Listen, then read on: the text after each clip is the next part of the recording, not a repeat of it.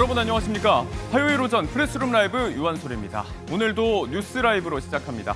뉴욕의 밤과 서울의 아침을 연결하는 시간, 미국 증시부터 살펴보겠습니다. 지난주 급락했던 3대 지수 모두 반등했습니다. 다우지수 전날보다 585포인트 올라 44,173이었고요.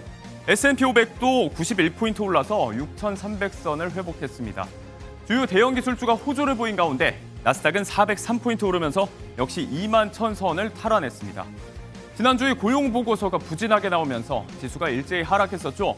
고용 사정 악화가 금리 인하를 앞당길 거란 기대감에 저가 매수세가 유입됐다는 분석입니다. 검은 금요일 이후에 반등한 건 어제 국내 증시도 마찬가지였죠. 상승폭을 조금 더 키우고 있습니다. 장 초반 2% 가까이 올랐고요. 최신 기준 3,200일 코스피. 3,200선을 오르내리고 있습니다. 코스닥도 800선을 탈환했습니다. 최신 기준 800이고요. 여당의 세제 개편안 조정 가능성에 시장은 기대를 걸고 있습니다. 브로맨스라고까지 불렸던 미국 트럼프 대통령과 인도 모디 총리의 관계가 나빠지는 걸까요? 인도에 대한 관세를 상당히 올릴 것. 이미 25% 관세 부과가 예고된 상황이죠. 인도의 러시아산 원유 수입에 대해서 트럼프 대통령은 추가 제재까지 시사했는데요. 인도 역시 국익과 경제 안보를 지키기 위해서 필요한 모든 조치를 취할 것이라면서 가만히 있지 않았습니다. 인도의 실리주의 외교가 시험대에 올랐다는 평가인데요. 아직 두 나라 간 무역 협의의 문은 열려 있죠. 끝까지 협상 결과를 지켜볼 일입니다. 신규 채용은 줄고 퇴직 연령이 높아지고 국내 기업의 세대 역전 현상이 현실화했습니다. 조사 여건을 충족한 국내 500대 기업을 대상으로 한 조사 결과인데요. 30세 미만 인력 비중이 처음으로 20%를 밑돌았습니다. 50대 이상은 늘면서 조사 시작 이래 처음으로 두 연령대의 비중이 역전됐습니다. 2차 전지 IT를 포함해서 대부분 업종에서 기업 내 고령화가 빨라지고 있습니다. 결코 가볍게 볼 문제가 아니겠습니다. 오늘 16일부터 보험으로 자동차 수리할 때 순정 또는 순정 취급되는 OEM 부품 대신 품질 인증을 받은 대체 부품을 우선 사용하도록 보험의 표준 약관이 바뀝니다. 같은 시간 안에 조달이 가능하다면 더 저렴한 쪽으로 보험 수리 인정액을 책정하는 건데요. 저렴하면서도 품질엔 차이가 없는 부품 사용으로 보험료 인하를 기대할 수 있다는 게 당국의 설명입니다. 다만 이 대체 부품의 품질 문제 의문이 여전하고 차의 가치 하락도 결국 소비자의 몫이라는 점 재검토를 요구하는 목소리가 적지 않습니다. 온라인 무료 체험 이벤트 같은 거 클릭할 때 좀 신중하셔야겠습니다. 이용요금 자동결제 피해로 이어지는 경우가 매년 늘고 있습니다. 대부분 온라인 배너나 팝업에 혹해서 무료 체험을 하게 되는데 이후 이렇게 서비스의 질을 막는 수법도 갈수록 치밀해지고 있다고요. 포인트, 쿠폰 등의 이벤트 현혹되지 말 것, 그리고 무료 체험 기관과 유의사항, 서비스 해지 방법 등 사전에 좀 치밀하게 확인을 해달라고 소비자원은 당부하고 있습니다. 이어서 정치권 소식도 하나 볼까요? 감사합니다. 송원석 국민의힘 비대위원장이 강훈식 비서실장에게 이렇게 이모티콘까지 붙여가면서 문자를 보낸 이유. 야당 전 의원 등 4명에 대한 광복절 특별 사면과 복권 요청이었습니다.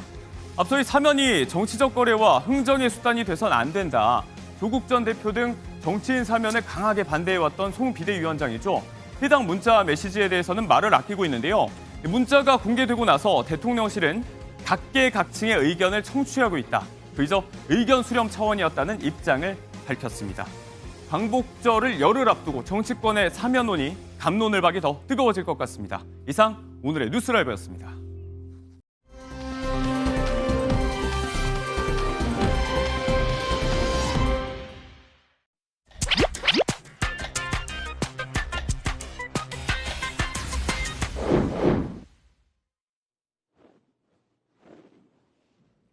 오늘은 계엄과 탄핵 국면 그 위기 상황에서 비상대책위원장으로서 국민의힘을 이끌었던 권영세 의원 만나보겠습니다. 네, 저도 이렇게 아침부터 의원님실을 찾아오는 건 처음입니다. 의원님 안녕하세요. 예, 안녕하세요. 반갑습니다. 이렇게 찾아주셔서 고맙습니다. 아닙니다. 예. 아유, 지도부셨잖아요. 예, 예. 그래서 제가 항상 국회 본청에서만 예. 뵀는데 의원실 오니까 좀 새롭습니다. 예. 그리고 우선 또 중진이신데 예. 우리 대한민국 정치를 20년간 이끌어 오셨습니다. 예, 그렇죠. 그래서 20년이 벌써 조금 넘었네요. 그렇죠. 예, 예. 이 의원실에서 의원님과 가장 오랜 시간 함께했던 물건 좀 하나 먼저 소개해 주실 수 있을까요? 예, 저 한 20여 년, 뭐 중간에 저기 이 공백이 있었습니다만은 그래도 처음 시작할 때부터 끝까지 있는 거는 이 액자입니다. 같이 가보실까요? 네.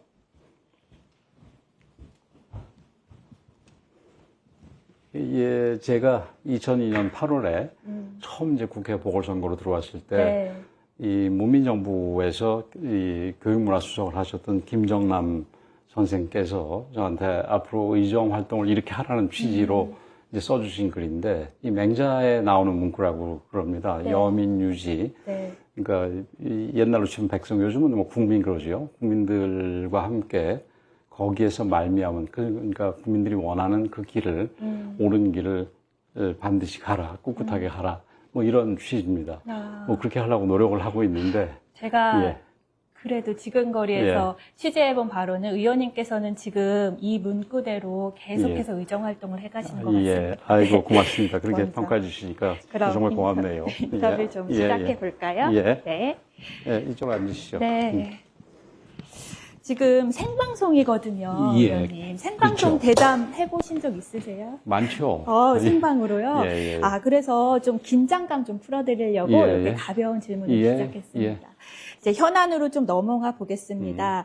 지금 필리버스터, 무제한 예, 예. 토론 국회 본회의장에서 진행 중입니다. 어제 민주당 그렇더라고요. 주도로 예. 방송법이 상정이 예. 됐잖아요. 예. 그래서 그 통과를 막기 위해서 지금 진행되는데 24시간이면 종결이 될 수밖에 없어요. 예. 법안 통과는 뭐 기정사실이다 이렇게 볼 수 있는데 좀 어떻게 보시나요? 예, 원래 필리버스터라는 제도가 소수당이 그 마지막으로 그 다수의 횡포를 막아낼 수 있는 그런 제도인데 이제 우리나라에서는 소위 살라미이라 그래가지고 회기를 짧게 끊어서 네, 맞아요. 하다 보면은 이제 필리버스터가 길어야 24시간밖에 안 되게 되는 거지요. 네. 그래서 과거에 그 우리가 2022년에는 우리가 정권을 가져왔었으니까 대통령의 거부권을 통해서 이 위헌적이고 정말 말도 안 되는 지나치게 이념적인 법들을 막아낼 수가 있었는데 사실 이 사람들이 2020년 다수당이 된 뒤부터는 뭐 정말 저희들이 생각을 할 때는 부도하게 이게 법안이라든지 뭐 국회 운영이라든지 이런 걸 해왔거든요. 그래서 이번에도 아마 우리 그 원내 지도부에서 필리버스터를 하자 이렇게 했는데 그 뭐 끝까지 막을 수 있는 건 아니고 그렇죠, 결국은 맞습니다. 우리 국민들한테 호소하는 길이라고 맞습니다. 생각을 합니다. 저기서 나왔듯이 뭐 이게 국민들로부터 말미암은 길을 가게 되면 우리가 지금은 소수지만 그 여당 정부도 뭐 아무리 소수라도 함부로 하지 못하고 또 계속해서 우리가 국민의 뜻을 얻게 된다면은 뭐 다음번 선거에서는 우리가 다시 다수당이 될 수도 있다. 이런 의미에서 우리가 최대한 노력을 하는 일환이라고 봅니다. 네, 법안의 내용을 설명을 해야 국민도 알 수 그렇죠. 있으니까요. 그렇죠. 그래서 그리고 그 이제 특별한 일이 있으니. 벌어지고 있으니까 그치, 이게 뭐 맞습니다. 밤 24시간 국회가 운영이 되면서 뭐 한 사람이 뭐 많게는 한 10시간 가까이씩 하면은 좀 특별한 거 아니겠어요? 그렇죠. 그러니까 예. 관심을 가지게 될 되시겠죠. 수밖에 없습니다. 예. 네. 그래서 국민이 알아야 될 사안이 또 있어요. 저희가 얼마 전에 한미 관세 협상 타결됐잖아요. 의원님께서 이제 국회 기재위 맡고 계시니까 내일 국회 기재위 전체 회의에서 이 협상과 관련된 내용을 좀 듣는다고 하시는데 좀 집중적으로 어떤 부분 질문하실 건가요? 글쎄요, 뭐 집중할 부분이 너무나 많은데 그 사실은 이 통상협상이 옛날에 그 한미 FTA 할 때 얼마나 오래 걸렸습니까? 그렇습니다. 근데 그 내용들을 거의 다 지금 다루는데 실제 드러난 건 얼마 없으니까 얼마나 물어볼 게 많겠어요. 근데 어쨌든 그 8월 1일 이전에 협상이 타결된 부분에 대해서는 뭐 평가를 합니다. 근데 그 일본이 우리보다 먼저 그 협상을 완료했는데 일본에서도 지금 굉장히 크게 문제가 되고 있습니다. 근데 우리나라는 조금 더 문제가 되는 것 같아요.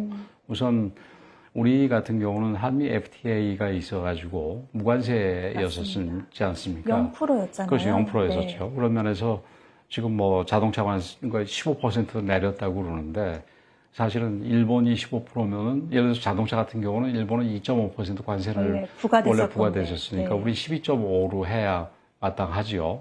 근데 그런 거가 받아들여지지 않아서 뭐 이게 또 시장이 정확하니까 그 다음날 주식시장에서 현대차하고 기아차가 좀 폭락을 했던 네. 일이 있었지 않습니까? 그래서 그런 부분도 이제 구체적으로 좀 들여다봐야 되겠지만 또 이 투자 부분 이게 지금 그 3,500억 불 그러니까 한 500조 가까이 네. 되는 돈이죠. 뭐 엄청난 부분인데 정부는 이걸 나눠가지고 그 일반 투자 2,500억 불하고 그다음에 그 2,000불하고 2,000억 불하고 그다음에 조선 부분에서 소위 바스가 맞습니다. 네. 그 1,500억 불을 나눠가지고 우리나라가 뭐 2,000억 불로 선박했다 얘기를 하는데 지금 소위 조선 부분에 있어서도 우리나라 얘기하는 거하고 미국 얘기하는 거하고 다릅니다. 네. 그래서 그런 부분에서 우리가 정확하게 따져봐야 되는데 특히 3,500억 불로 우리가 계산을 할 때는 먼저 비슷한 협상을 체결한 일본이나 EU에 비해서 지금 터무니없이 큽니다. 전체 GDP 대비해서 EU는 제가 기억하기에 한 6, 7% 정도 네. 투자하는 맞습니다. 걸로 돼 있고 그다음에 일본 같은 경우가 한 14%, 근데 우리나라는 18, 19% 네. 정도 되는 거 아니겠습니까? 근데 그리고 투자 내용도 문제인 게 그게 누가 투자하고 어떻게 투자하고 어디에 투자하고 수익은 누가 가지고 이런 부분이 다 불명확합니다. 그러니까 뭐 미국 정부 입장에서는 뭐 자기네들이 그 지정하는데 대통령이 지정하는데 투자를 하게 되고 그다음에 그 수익도 9대1로 받는 미국이 네. 90% 가져가게 된다 네. 그러는데 이게 지금 우리 쪽에서 하는 설명은 뭐 전혀 다르거든요. 특히 수익 부분도 다르고 또 이 직접 투자는 뭐 정부가 하는 거는 얼마 안 된다고 얘기를 하는데 그러면 누가 하겠습니까? 그럼 뭐 우리 기업들이 하게 되면은 우리 기업들이 국내 투자는 거의 못 하게 된다는 얘기 아니겠습니까? 해외로 다 자본이 그렇죠. 빠져나가는. 그렇죠. 자본이 다 빠져나가고 일자리도 빠져나가고. 그렇죠. 네. 근데 그렇게 될 경우에 또 문제가 지금 최근에 상법 개정을 통해 가지고 노동쟁의의 그 조건에 대해서 대상에 대해서 이게 근로조건과 관련이 있는 그 모든 걸 다 할 수 있게 해놨거든요. 네. 그래서 예를 들어서 해외로 그러니까 투자가 나가서 국내에서 더 이상 그 생산량이 줄거나 그냥 정체가 된다 그러면 노동 조건과 영향이 있을 수 있다 그래가지고 이게 아마 데모도 심하게 일어날 겁니다. 뭐 이런 부분도 있고 그다음에 뭐 우리 지금 실업이 계속 특히 청년 실업들을 괜찮은 일자리들이 걱정인데 대기업들이 다 그렇게 빠져나가면 이 좋은 일자리들은 생겨날 수가 없겠죠. 오히려 또 그다음에 지금 농산물하고 디지털 관련 부분들 거기에 대해서 우리는 뭐 더 이상 없다고 끝났다 이렇게 얘기를 하는데 농산물 부분에 대해서도 미국 대통령의 이 SNS 발언이라든지 다르죠. 전혀 다르죠. 맞습니다. 그리고 네. 디지털 관련해서 뭐 플랫폼법이라든지 뭐 정밀 지도 부분이라든지 이런 거는 끝난 게 아니라 지금 얘기가 안 됐을 거 아니겠어요. 그리고 특히 더 중요한 부분은 지금 이제 대통령이 8월 말에 미국에 가가지고 한꺼번에 하게 될 텐데 안보 관련 우리 같은 경우는 좀 방위비 문제가 있지 않습니까? 그래서 일본은 그 미국 무기를 구입을 하는 걸로 해서 방위비 문제가 어느 정도 정리된 것 같은데 우리는 이거하고 완전 별개로 또 방위비 문제에 대해서는 다시 얘기해야 되니까 그런 부분들부터 시작해가지고 뭐 정말 걱정입니다. 그래서 8월 그 우리 한미 정상들의 정상회담이 좀 잘 됐으면 좋겠어요. 맞습니다. 왜냐하면 정부가 잘 돼야지 국민들도 편안한 거니까 뭐 우리가 야당이지만 잘 됐으면 좋겠는데 정부가 잘 준비를 할 수 있을지 참 걱정입니다. 네, 이 외교 문제에 있어서는 여야 정쟁 이런 건 없다고 그렇죠. 이미 말씀을 하셨기 때문에 이런 부분이 정상회담에서 조금 더 잘 이루어졌으면 하는 바람인데 뭐 국내 정치적인 문제는 국경선에서 끝난다라는 말이 여기서 끝나는 거고 해야죠. 그런데 이런 관세 협상이요 국내 쪽으로도 영향을 미칠 수가 있기 때문에 또 중요한 부분이잖아요. 그렇죠. 그래서 국내 경제 아까 얘기했듯이 뭐 국내 투자라든지 국내 일자리라든지 국내 경기라든지 농산물 수입 같은 경우는 농가 국민들의 어떤 불안이라든지 이런 데 네. 다 영향이 있게 되죠. 네, 그렇게 해서 영향을 미치는데 지금 이재명 정부가 펼치고 있는 여러 가지 정책들이 있어요. 내놓은 게 이제 법인세를 인상한다, 또 증권거래세를 인상한다, 또 양도소득세의 대주주 기준을 하향한다. 이게 국민의힘에서 이른바 규정한 게 이재명표 세금 폭탄 정책들입니다. 그렇죠. 이게 관세 협상과 맞물리면요, 민생 경제에는 조금 더 악영향을 미칠 수 있다는 그런 비판도 지적도 나오는데. 예, 뭐 전적으로 그 비판에 동의합니다. 그리고 아까 이제 우리가 관세 협상에 대해서 길게 얘기를 했습니다만은 우리 기업들이 이제 굉장히 어려워질 거고 우리 국민들도 어려워질 겁니다.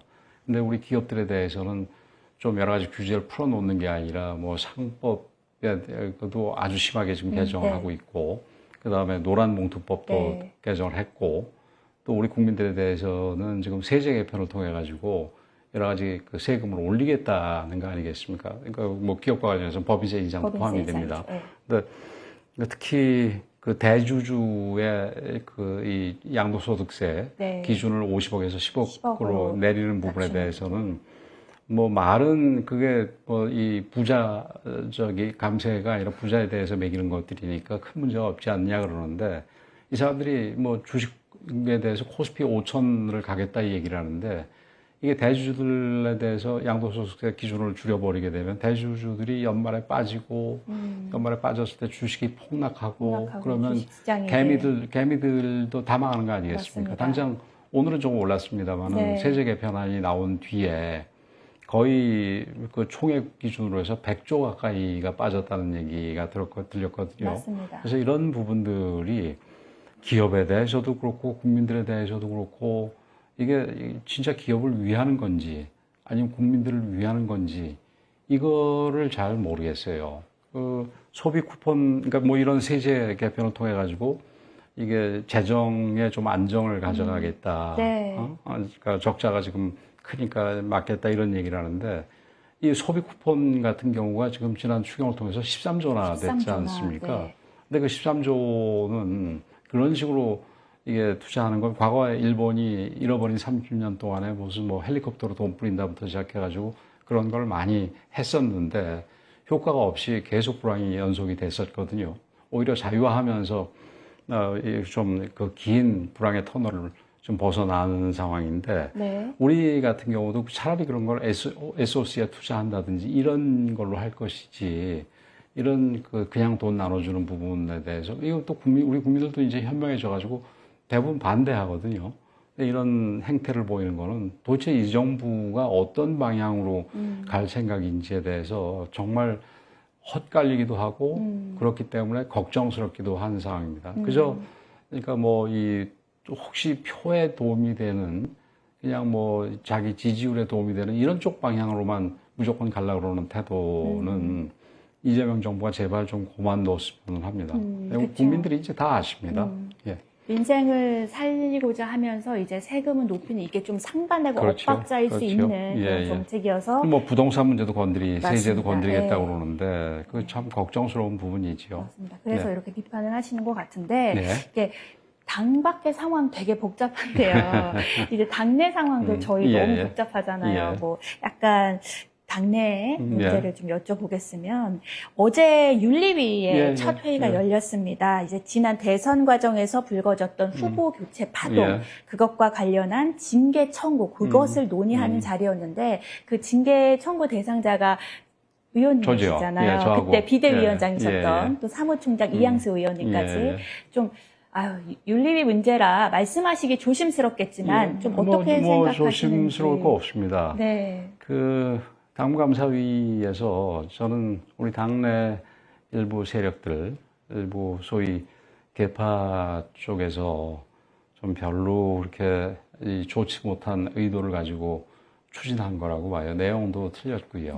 당시에 우선 결론은 이 사람들이 이 당원당규나 법규상 우리가 권한 없는 일을 했다 그랬는데 우리가 지금 주진우 법률위원장이 그 법률적인 자문을 통해서 이 당원당규에 그 합당한 조항이 있고 거기에 따라서 우리가 이런 걸 할 수 있다라는 얘기를 하나하나 세부적으로 받았고 또 그 내용이 그 당시 김문수 후보 측에서 이 남부지법에 가처분을 청구해서 그 가처분이 전부 기각이 되면서 이 정당이 지금 하고 있는 내용들을 재량 범위 내에서 하는 행위로 인정할 수 있다고 아주 분명하게 얘기를 했거든요.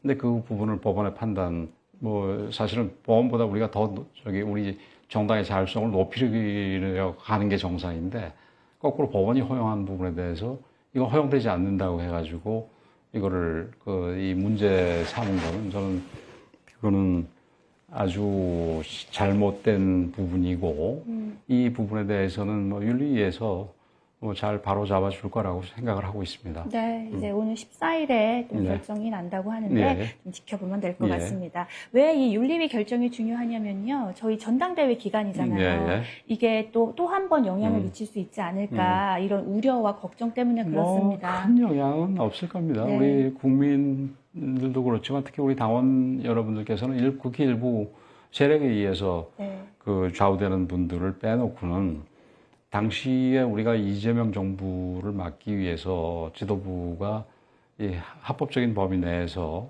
그러니까 진짜 좀 속된 말로 얘기하면 기를 쓰고 모든 방안을 다 해서 어떻게 이겨보려고 노력했던 부분에 대해서 인정을 해 주시리라고 생각을 하기 때문에 이 부분에 대해서 이 당무감사위의 잘못된 결정이 바로 잡힌다 하더라도 그 부분에 대해서는 어떤 면에서는 당연한 거니까 그게 전당대회에 뭐 특별히 문제를 영향을 주거나 이런 일은 없을 것이다. 이렇게 생각합니다. 알겠습니다. 윤리위에서 예. 어느 쪽 개파라고 하긴 그렇지만요, 당내 의원들의 어떤 분란이 생기지 않도록 좀 공정한 결정을 내렸으면 하는 바람입니다. 제가 이렇게 민감한 질문도 많이 드리고 또 당 밖에 복잡한 질문도 많이 드렸는데 솔직하게 또 답변해 주셔서 감사합니다. 아닙니다. 네. 마지막은요, 가벼운 질문으로 하나 드릴게요. 의원님께서는요, 저희 기자들 사이에서도 또 이제 국회에서도 책 정말 많이 읽기로 그냥 이미 잘 알려져 있거든요. 이게 이걸 돌아다니고 그래야 되는데 책 많이 읽는다고 알려주는 게 반드시 온 건 아닌데. 아닙니다. 어쨌든 책에서 책은 즐겨 있습니다. 지식과 지혜가 나오기 때문에 의원님께서 소개해 주실 수 있는 권영세의 인생책 있을까요? 그러니까 지금 비교적 많이 읽는 편이기 때문에 한 권을 골라라 이런 거는 제가 여태까지 읽은 책 중에서 한 권을 읽어라, 지정해라는 좀 어려운데. 최근은 아니지만 한 몇 년째 전에 읽었는데 계속해서 이건 다시 들여다보고 다시 들여다보고 하는 보게 되는. 책이 하나 있고, 그 다음에 근래에는 독일 역사에 관해서 좀 많이 읽고 있습니다. 제가 한 오래전에 검사 시절에 독일 법무부에 파견 나갔던 경험도 있어서 독일에 대해서는 조금 관심이 있는데 특히 독일이 바이마르 공화국이라고 굉장히 민주적인 헌법을 가졌던 나라가 어떻게 해서 히틀러를 탄생시키고 그런 진짜 인간적이고 인류적인 그리고 반역사적인 그런 아주 괴물 같은 그 정권을 탄생시켰는지가 우리한테도 큰 시사점이 있다고 생각을 합니다. 그래서 그리고 물론 제가 과거 통일부 장관을 지냈으니까 독일이 전후에는 또 완전한 민주국가로 바뀌어서 어떻게 분단을 극복했는지 이런 부분들이 독일 사회에서 영향을 많이 주거든요. 그래서 저는 주로 이게 제가 영어를 못해서 영어 공부도 좀 할 겸 해가지고 보는데 이게 정말 많네요. 이게 우선은 이게 How Democracies Die. 이게 데니엘 지블랏하고 스티븐 레비츠키라고 하버드의 교수가 아마 2017년, 18년 트럼프 대통령 일기 초기에 쓴 걸 겁니다. 얼마 전에 아마 이낙연 전 총리도 이 얘기를 했던 걸로 알고 있는데 이게 결국은 어떻게 이 민주주의가 이게 무너지는지, 민주주의 국가가 어떤 면에서 좀 이게 부실한 민주주의 국가에서 어떻게 민주주의가 피어보지도 못하고 무너지는지, 그 다음에 비교적 성숙한 민주주의 국가에서도 왜 이렇게 무너지는지 이런 부분인데 여기 보면은 가장 중요한 덕목으로 자제, 관용, 상호 인정 이런 얘기를 합니다. 근데 지금 우리 정치 현실에서 굉장히 의미가 필요한, 있는 게 그쵸. 오늘 아마 정청래 대표가 당선이 되고 이게 이 다른 당의 인사를 가는데 우리 당의 원내대표한테는 인사를 안 간다고 얘기를 들었습니다. 이렇게 우선 자제 관용을 넘어서 우선 인정조차 안 하면은 이게 어떻게 민주주의가 되겠습니까? 그래서 사실은 다 제가 히틀러에 관한 책을 읽은 것도 연결이 되는 부분인데, 예, 연결이 되는 부분인데 이거하고 그다음에 이게 처음에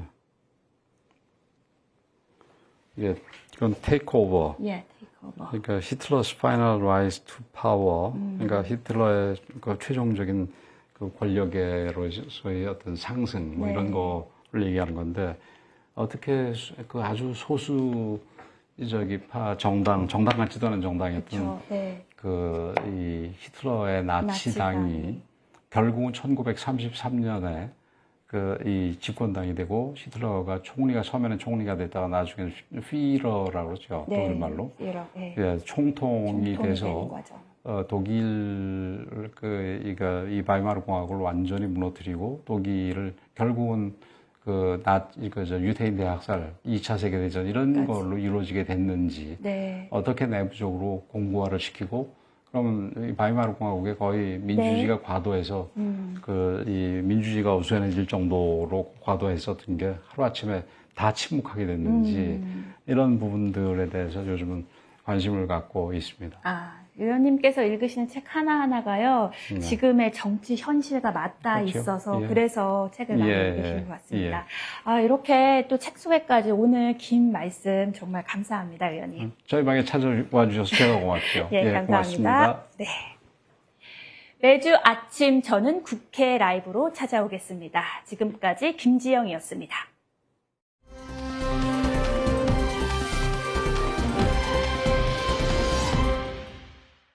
네, 이번엔 경제 라이브입니다. 경제 현안에 대해서 쉽고 깊게 전해드리겠습니다. 오늘은 송헌재 서울시립대 경제학부 교수, 박시동 경제평론가 나오셨습니다. 어서 오세요. 안녕하세요. 안녕하세요. 네, 어제는 외국계 투자은행 IB들이 우리나라 국내 증시와 정책 방향에 대해서 부정적인 리포트들을 쏟아냈습니다.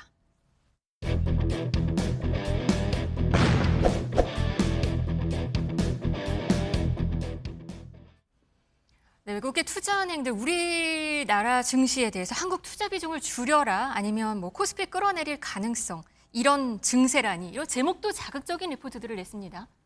맞습니다. 지금 정부가 추진하고 있는 세제 개편안에 대해서 저는 경고를 날렸다 그렇게 보고 있고요. 사실은 이제 개엄 직후에 외국계 투자은행들이 한국 관련해서 투자 비중을 장기적으로 줄였습니다.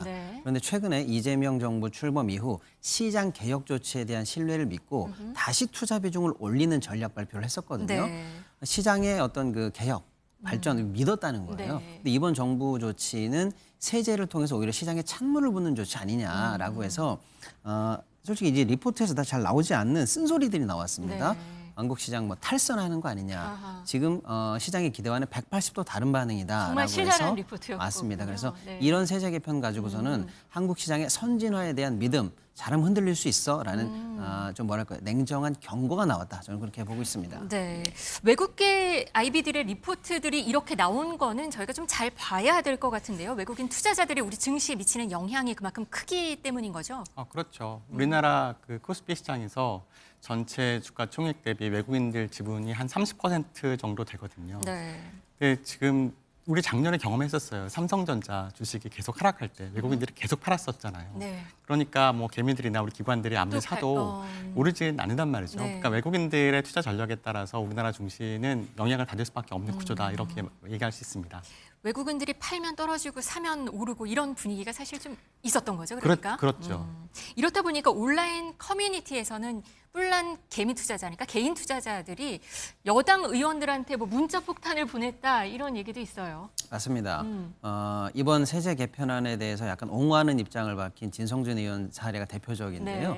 그분이 예를 들어서 과거에 저는 주식 투자 안 합니다라고 했던 과거 발언까지 들춰내면서 심지어는 그분의 이 가족들의 뭐 부동산 투자까지도 들춰내면서 사실은 이제 항의와 문자 폭탄이 지금 날아가고 있는 상황인데 뭐 중간중간에 보면 이제 사실은 그런 어떤 그 개미 투자자분들의 공격이 사실이 아닌 것도 있습니다. 그만큼 중요한 건 뭐냐? 지금 투심이 그만큼 화가 나 있다는 거예요. 네. 시장 관련해서 이제 막 한국 시장이 정상화되고 코스피가 이제 뭐 3천, 4천, 5천 가야 한다는 그런 기대 때문에 이제 막 투자를 하려고 하는 투자자들 입장에서는 시장에 찬물을 껴안고 있는데 이런 제도에 관해서 옹호한다라는 입장에 대해서 이해를 못하고 있다라고 해서 이제 그만큼 이제 반발, 분노 이런 투심이 있다. 이런 어떤 중요한 징표가 아니겠느냐 이렇게 봐야 될 것 같습니다. 이 세제 개편안 이슈는 특히 방금 말씀하신 대로 진성준 민주당 의원에게 불똥이 튀기도 했습니다. 아마 전임 정책위 의장으로서 세제 개편안에 많이 관여했기 때문인데요. 본인뿐 아니라 말씀하신 대로 가족재산 폭로까지 이어지는 중입니다. 그런데 진성준 의원이 김근식 국민의힘 의원의 즉각 공개 사과하라라고 말을 했습니다. 왜 이런 얘기가 나온 건지 한번 들어보시겠습니다. 자기의 아들 이야기 기사 나왔잖아요. 아들 이야기 뭐예요? 미장으로 다 갔다는 거 아닙니까? 진성준 씨 실제로 아들은 우리 국장 안 망한다. 걱정하지 마라. 그리고 정작 아들한테 또 부동산 사줬다는 거 아닙니까? 그러니까 이게 기사가 그런 것들이 계속 나오면서 야 본인은 자식한테 주식보다 더 확실한 부동산 사주고 아들은 이미 국장 떠나서 미장으로 튀고 그러면서 자기는 국장 걱정 없으니까 간다. 네, 국민의힘 당협위원장 김근식 위원장에 대해 이렇게 라디오에서 이렇게 말하니까 진성준 의원이 여기에 대해서 공개 사과하라 이렇게 말을 한 건데요. SNS에 글을 올렸습니다. 함께 보시면요. 평생 집 한 채 잠깐이라도 두 채인 적은 없었다. 아들에게 부동산 사준 적도 없고 그럴 형편도 못 된다. 지금 집은 작년에 대출받아서 산 거다. 아들에 대해서도 뭐 용돈으로 주식 몇 주 산 건데 공개 사과해라. 뭐 이런 얘기를 했습니다. 이 주식 대주주 이 양도세 이슈가 정치권 내 이 싸움으로 좀 번진 모습이에요. 네. 이 주식 대주주 요건이 사실은 좀 시간에 따라서 변했거든요. 네. 그러니까 코스피 시장 기준으로 2013년 이전에는 대주주 기준이 100억 원이었습니다. 꽤 높았어요. 아, 100억 원이요? 네, 2013년에 이제 50억 원으로 낮췄고요. 그다음에 박근혜 정부에서 이제 약간의 증세 기조해서 25억 원까지 낮췄습니다. 네. 네, 그랬다가 문재인 정부 시절에 이제 10억 원까지 낮췄던 것을 이제 지난 윤석열 정부에서 2013년 수준인 50억 원으로 올렸던 겁니다. 네. 네, 그런데 지금 이번에 다시 이제 그러니까 문재인 정부 시절인 10억 원까지 다시 이제 그 선으로 이제 회복한다 그런 뉘앙스이긴 한데요. 네. 근데 그 동안의 시간을 보면 거의 한 20년 가까운 시간 동안 사실 물가 굉장히 많이 올랐거든요. 근데 그런 걸 생각하면 예전에 10억 원과 지금의 10억 원도 또 가치가 다르고 네. 그다음에 또 문재인 정부 시절에서 10억 원으로 낮췄을 때 그 당시에 뭔가 그 부동산 시장이 굉장히 핫했던 때잖아요. 네. 부동산 시장을 잡겠다는 얘기를 했지만 그렇지만 중시를 부양해서 부동산 시장을 잡겠다는 얘기 안 했거든요. 근데 이번에 우리 이재명 대통령은 부동산 시장에 과도하게 쏠려 있는 자금을 주식시장으로 옮기겠다. 그렇게 해서 부동산 시장도 안정화시키고 증시도 부양하겠다. 이렇게 목표를 얘기하고 5,000피스대를 열겠다고 말씀하셨단 말이죠. 네. 그런데 그것과는 정반대의 어떤 그 세제 개편이 나왔기 때문에 시장에서 굉장히 혼란스럽고 도대체 이게 뭐냐라는 얘기가 나올 수밖에 없는 상황인 것이죠. 이 주식 양도세를 내는 대주주 기준을 50억 원에서 10억 원으로 낮춘 거 이거 조금 더 자세하게 설명을 하게 되면요. 만약에 저희가 좀 준비를 했는데요. 지금 한 30억 원어치의 주식을 갖고 있는 주주다라고 한번 예상을 해봤습니다. 그럼 만약에 10억 원에 매입을 해서 30억 원에 매도를 한다.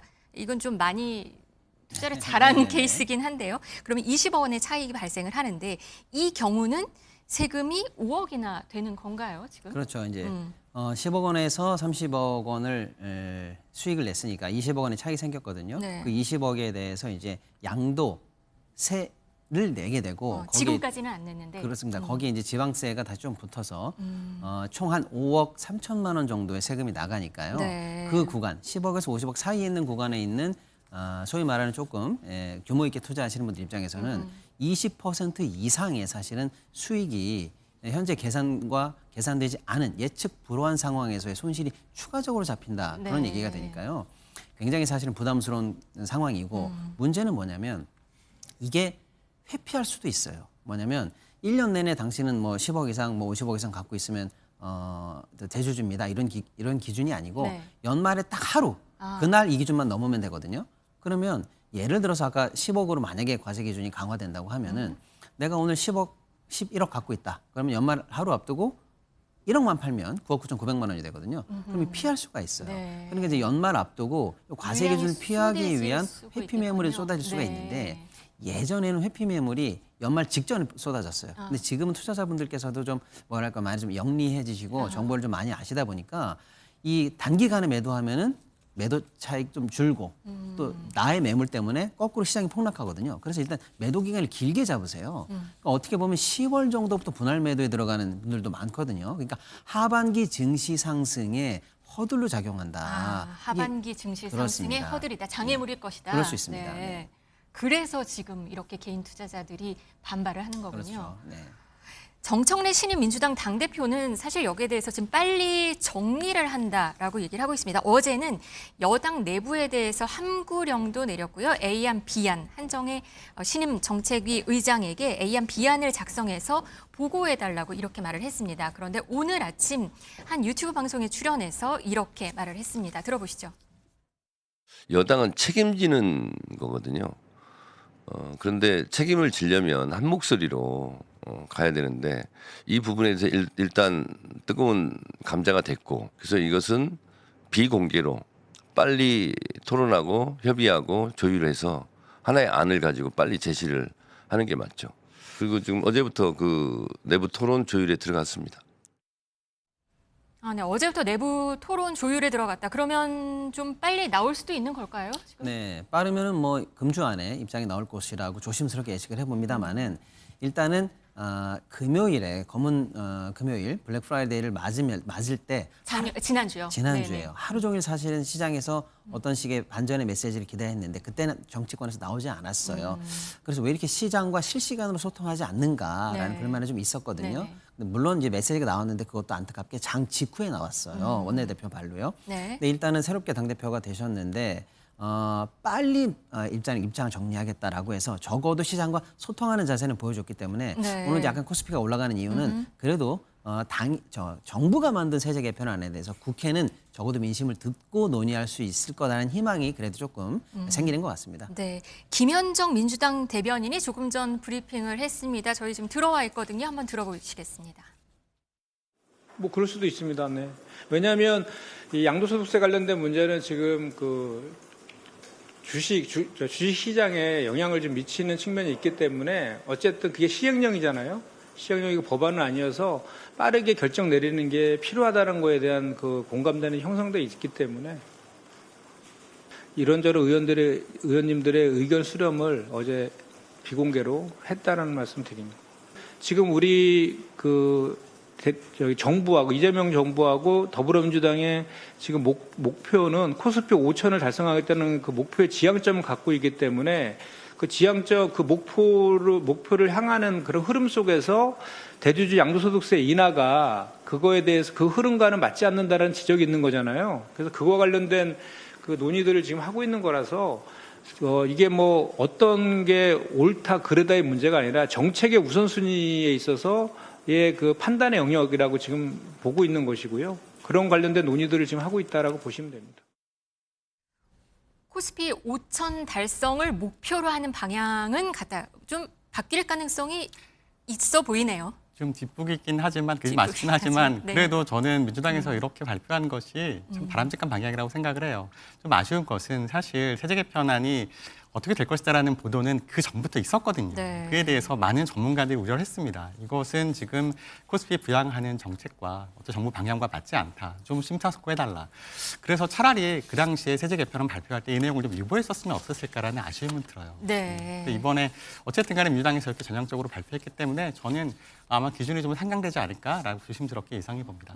이번에 또 세제 개편안에 배당소득 분리과세도 발표가 됐는데요. 투자자들이 배당주들도 순매도하기도 하고 네. 배당주 ETF에서도 돈이 많이 빠져나간다는 얘기가 있어요. 이거는 왜 그런 거죠? 마찬가지로 이것도 예고가 좀 되어 있었던 거잖아요. 그렇죠. 배당소득 분리과세는 민주당에서 이소영 의원이 발의를 했는데요. 근데 이제 이게 이소영 의원의 발의안과 세제 개편안의 차이가 있었어요. 그러니까 이소영 의원은 네. 3억 원이 넘는 배당소득에 대해서 최고 세율 25% 안을 내었었거든요. 네. 근데 세제 개편에서는 35%가 됐습니다. 더 올랐군요. 네, 그러니까 10%포인트 올랐고 이게 그러면 지방소득세까지 합치면은 이게 38.5%까지 되거든요. 그래서 시장의 예측보다 훨씬 더 높은 한계세율을 맞게 되니까 시장에서 아마 거기에 대해서 반응하지 않았을까라는 생각을 합니다. 뭐 이렇다 보니까 배당주 저가 매수 기회다라는 뭐 증권사 리포트도 좀 눈에 띄긴 하는데 그건 어떻게 보세요? 일단 현재 세제 개편안이 만약에 그대로 간다면 이건 악재가 분명한데요. 네. 투자자들의 반발이라든지 이런 것들에 대해서 만약에 민주당이 전향적으로 논의를 해서 이것도 포함해서요? 예, 네. 그래서 뭐 방금 말씀드린 대주주 양도세 문제, 배당소득 분리과세 문제를 당초 시장이 기대하는 걸로 만약에 환원한다라고 하면 네. 지난주에 폭락이 오히려 저점 매수 구간에서의 매력적인 구간이 될 수 있다. 왜냐하면 악재가 소화되면서 이제 네. 오히려 더 나은 측면으로 올라갈 수 있으니까요. 그래서 만약에 긍정적인 논의가 된다라고 하면은 지금 오히려 저점 매수가 가능하다라는 시선을 가지고 주요한 종목들을 좀 살펴보시는 것도 유의미한 투자책이 될 수 있을 것 같습니다. 네, 오늘 코스피 지수는 크게 오르고 있습니다. 지난 금요일과는 좀 많이 다른 모습이긴 한데요. 이게 세제 개편안 이슈가 다시 검토될 것이라는 신호가 나와서 그런 건지 아니면 또 다른 이슈가 있는 것인지 정책 방향이랑 또 시장 반응 계속해서 지켜보도록 하겠습니다. 오늘 경제 라이브 송원재 교수, 박시동 경제평론가와 함께했습니다. 감사합니다. 감사합니다.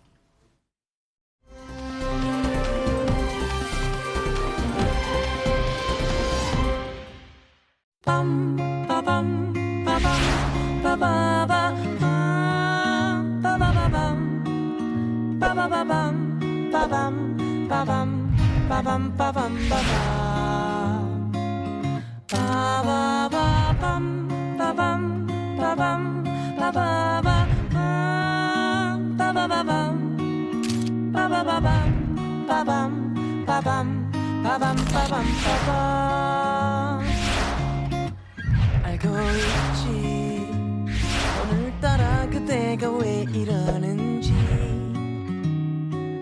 얼굴은 빨개지고 눈빛도 이상하고 집에 안 가고 가만히 있어 오늘 같은 밤을 내내 기다렸어 두박한 내 두 손에 몸을 맡겨줘야 할 게 있어요.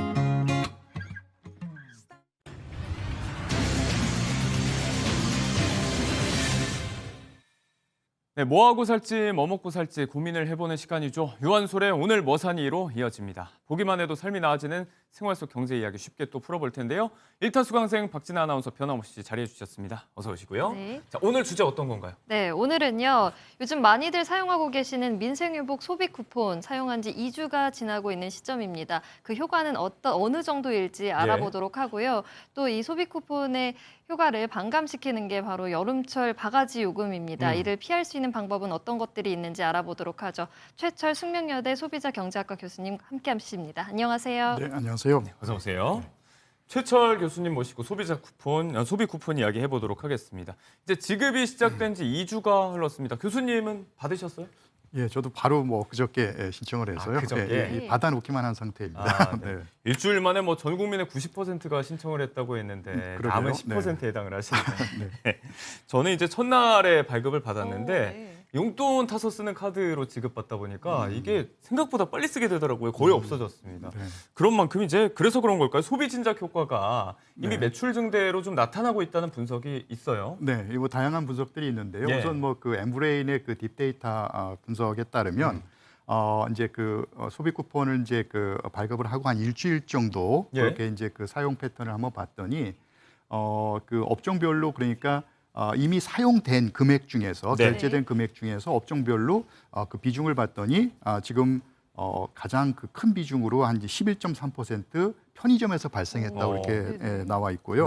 그다음에 이제 병원, 뭐 한의원 포함해서 약국 포함해서 그런 뭐 건강 의료 관련해서 한 5.0%. 그다음에 또 흔히 또 갈 수 있는 그런 뭐 카페나 뭐 음식점 이런 순서로 이렇게 그 사용 비중이 집계가 되었다고 합니다. 보시는 대로 사실은 그 우리 일상생활에 가장 밀착되어 있는 그런 업종이라고 볼 수가 있겠고요. 지난번에 이제 그 국민지원금을 했을 때도 2020년, 21년 두 차례 했을 때도 사실은 이제 편의점 매출이 많이 증가를 했었거든요. 그만큼 편의점이 이제 뭐 1인 가구가 보편화된 이제 그런 그 소비자들 가게 그런 패턴을 비추어 볼 때, 네.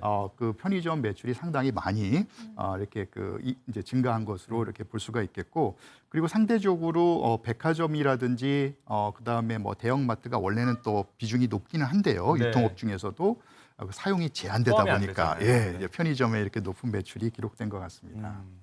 이게 이제 연령별, 성별로 소비 양상도 조금 달라진 것 같습니다. 남성은 편의점, 여성은 카페, 베이커리 어느 정도는 이제 좀 그려볼 수 있는 그림이 아니었나 싶은데 한편으로 우리 어머님들은 뭐 동네 슈퍼마켓 이런 곳에서 휴지 같은 생필품 이런 거 많이 구매했나 싶고 아이들은 또 치킨, 햄버거 이런 거 많이 먹었을까요? 이제 프랜차이즈 외식업계의 매출도 좀 늘었다는 보고가 들어와 있습니다. 일주일 만에 소상공인의 카드 매출은 2.2%가 늘었다. 효과가 어느 정도 가시적으로 나타났다고 볼 수 있을 것 같은데 저희가 그 가운데 좀 특별하게 살펴볼 만한 것이 수혜를 가장 크게 입은 업종. 앞서는 이제 매출 비중이었고 앞서 이야기한 편의점, 카페 이런 곳이 아니고 매출 증대가 거의 한 57% 가까이 나타난 아주 수혜를 크게 본 업종이 있다고 합니다. 어디죠, 박진아 아나운서? 네, 바로 안경점입니다. 예. 매출이 무려 56% 넘게 치솟으면서 가장 높은 증가율을 보였는데요. 그 다음은 의류업계고요. 매출이 28.4%를 기록을 했습니다. 예. 이어서 외국어 학원, 미용업 매출도 20%대의 증가율을 보였습니다. 저도 이 민생회복 소비 쿠폰을 안경점에 쓸 예정인데요. 그래요? 일회용 렌즈를 끼고 있어서 아하. 이를 구매하는 데 사용할 예정입니다. 이렇게 준내구제라고 해서 안경점이라든지 의류업에 보통 이 정부 지원금을 집중돼서 사용하곤 했는데요. 네. 과거와는 다른 점을 좀 짚어보자면요. 올해 같은 경우에는 면 요리 전문점이라든지 피자 가게에 소비를 하고 있다는 점입니다. 네. 바로 음식점 매출 증가율이 올랐다는 점인데요. 우리가 과거 코로나를 겪었을 시기에는 비대면이었기 때문에 음식점에 가서 대면 서비스업을 즐겨 하지 않았는데 이 점이 과거와는 다른 점이다라고 짚어볼 수 있겠습니다. 네, 코로나 당시랑 좀 비교해 볼 수 있을 만한 부분도 있고 박진아 아나운서의 맑은 눈망울은 렌즈 덕분이었다.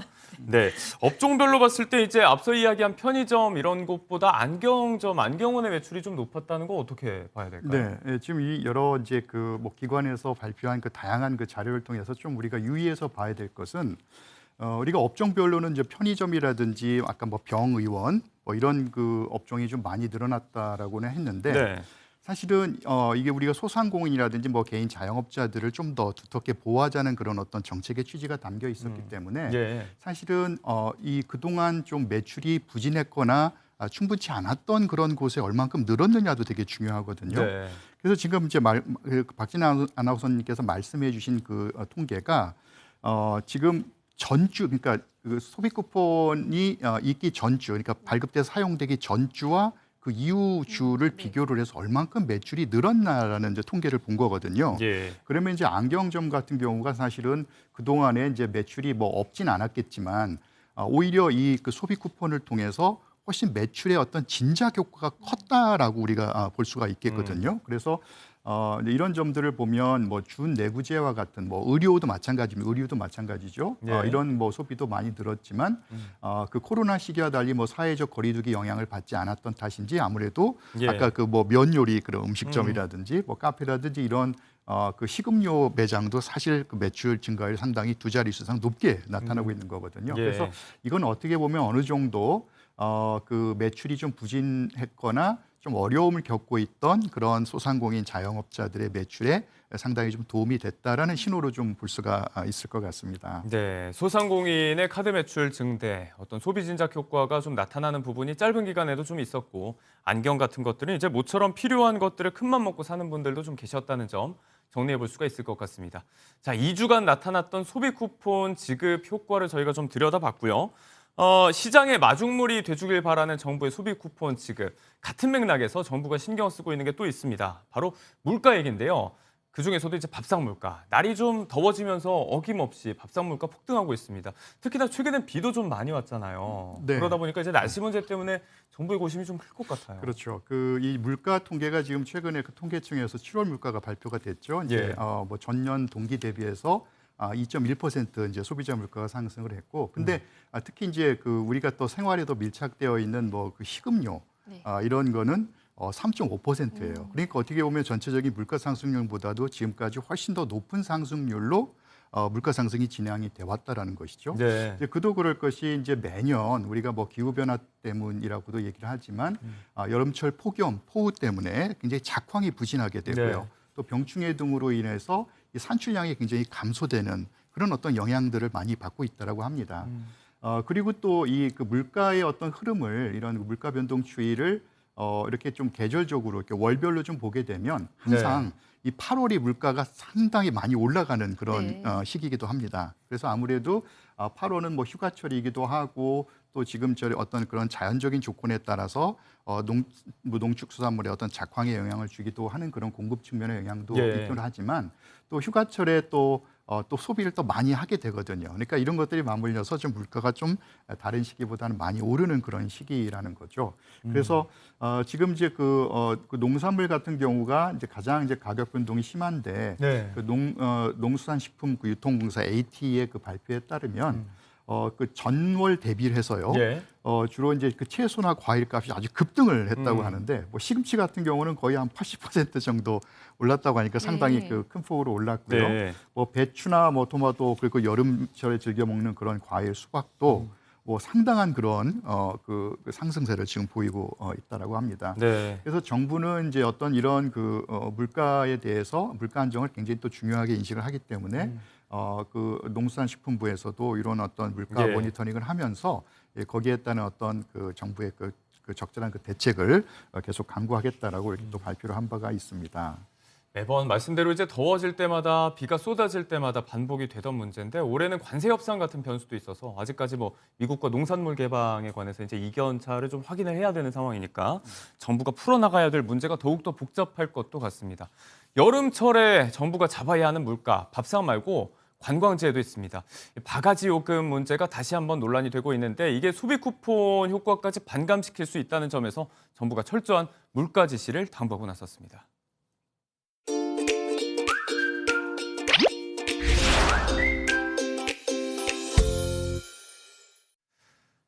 관광지의 바가지 요금 문제 최근에 몇 차례 논란이 좀 집중됐던 게 다름 아닌 울릉도였습니다. 네네. 저는 개인적으로 정말 좋아하는 섬인데 앞서 이제 한 유튜버가 비계 삼겹살과 또 에어컨이 고장난 숙박업소에서 이제 곤란을 겪었다. 이런 이야기가 화제가 됐었는데 여기에 더해서 최근에 택시 요금 바가지 논란을 제기한 유튜버도 있었어요? 네, 맞습니다. 앞서 말씀해 주신 대로 한 유튜버가 울릉도 여행을 떠나는데 바가지 요금 피해를 겪은 사례를 영상에 담은 게 최근에 화제가 됐었습니다.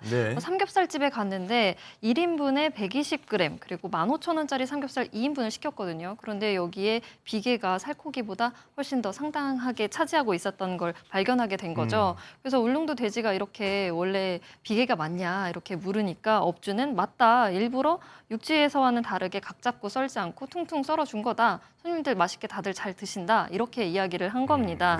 하지만 이는 농식품부의 권장 기준을 벗어나서 삼겹살을 판매한 경우였고요. 결국 한눈에 보기에도 비계가 좀 너무 많아요. 그러니까요. 그래서 결국 식당은 이 식품위생법 위반을 이유로 울릉군으로부터 영업정지 7일을 처분받았습니다. 그리고 이 유튜버는 숙소에서도 문제가 조금 있었는데요. 전날 밤새 에어컨이 틀어지지 않았다는 점입니다. 그래서 업주에게 이 숙소 에어컨이 고장이 난 것 같다라고 했더니 지금 수리 중에 있다라는 소리를 들을 뿐 별다른 조치나 사과를 듣지 못했다고 합니다. 최근 논란은요? 네, 그리고 최근 논란은요. 이번에는 택시비 요금입니다.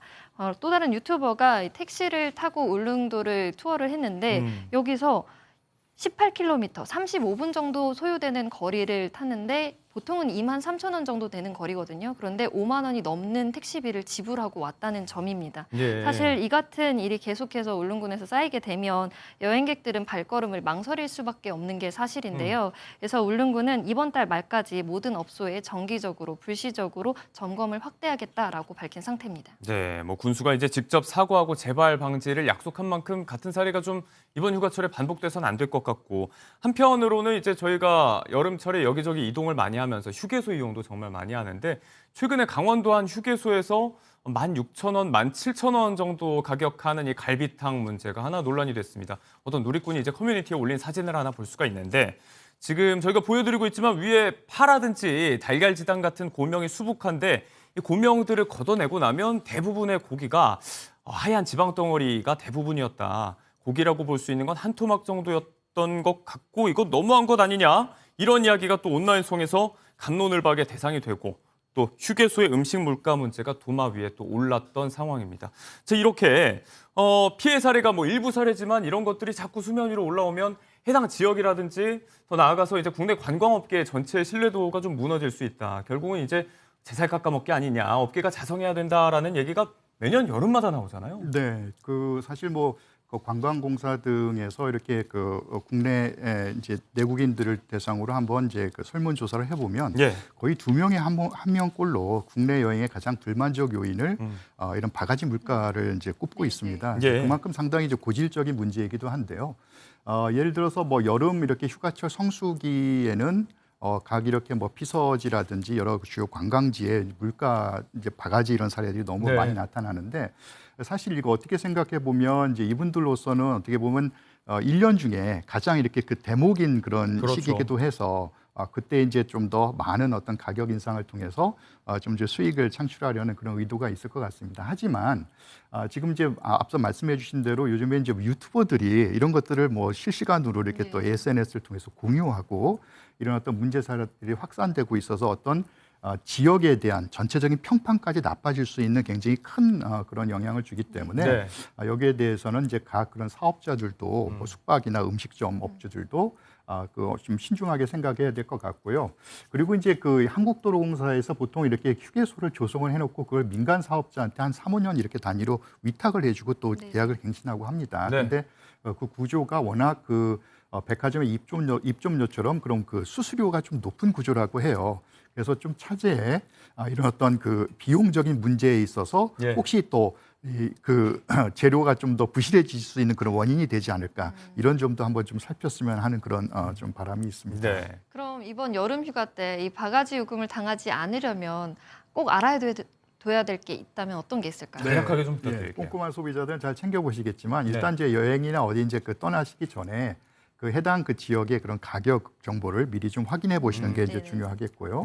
그리고 SNS 등을 통해서 이제 여러 그 경험담들이나 후기 이런 것들이 많이 그 리뷰들이 지금 공유되고 있습니다. 그런 것들을 좀 꼼꼼히 살펴서 좋은 것을 선택하시는 것도 하나의 방법이고요. 대체로 성수기에는 여러 가지 금액이라든지 이런 여러 가지 조건이 바뀔 수가 있습니다. 그렇기 때문에 그런 거를 미리 꼼꼼하게 뭐 해당 그 업소라든지 확인해 보시는 것이 좋고 그리고 만약에 현지에서 어떤 부당한 그런 그 경험을 만약 겪으셨다라고 하면 그 해당 연수증이나 증거 자료를 통해서 뭐 지자체나 소비자원에 요거를 그 신고하는 것도 되게 필요할 것으로 보입니다. 모두가 좀 똑똑한 소비자가 돼야 될 시점이 아닐까 싶습니다. 최철 교수님과 이야기 나눠봤습니다. 고맙습니다. 네, 감사합니다.